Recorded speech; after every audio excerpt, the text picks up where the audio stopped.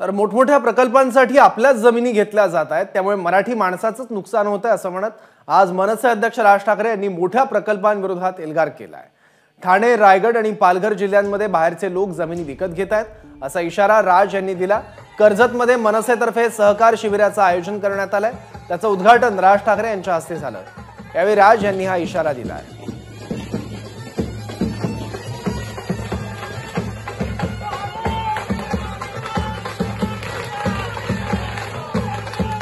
कुठलंही युद्ध काढून जर समजा बघितलं तर काय युद्ध म्हणजे काय, जमीन अक्वायर करणं।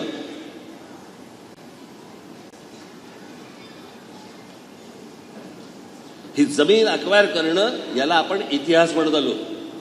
ती लढून जमीन आपण अक्वायर करतोय। आज महाराष्ट्र इतका बेसावध आहे,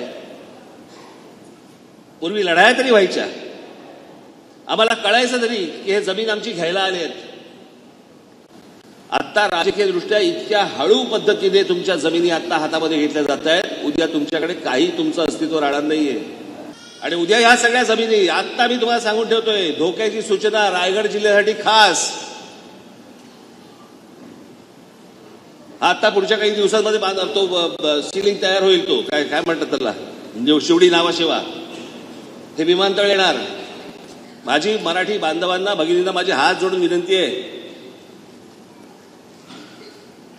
की हे काय चालू आहे ना आपल्या आजूबाजूला, सतर्क राहा। कालची परवाचीच बातमी आहे, तर मला माहित आहे जाते का राहते का काय अजून मला कळलं नाही पडलं। पण आपल्याकडची महाराष्ट्रामधली महानंदा डेअरी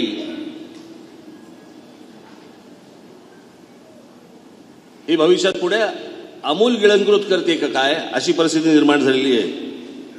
कोणी मराठा, कोणी कुणबी, कोणी माळी, कोणी साळी, कोणी आगरी, कोणी ब्राह्मण, कोणी मराठा, काय चालू आहे हे चालू नाहीये, हे चालवलं जातंय।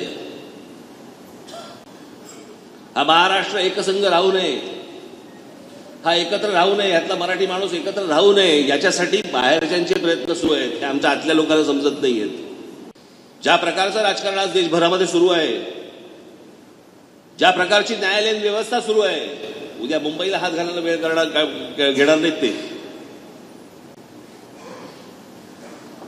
उद्या महाराष्ट्राचे तुकडे करायला, विदर्भाचा तुकडा पाडायला वेळ लावणार नाहीत ते।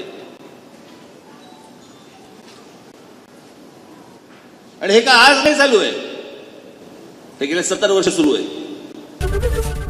एबीपी माझा, उघडा डोळे बघा नीट।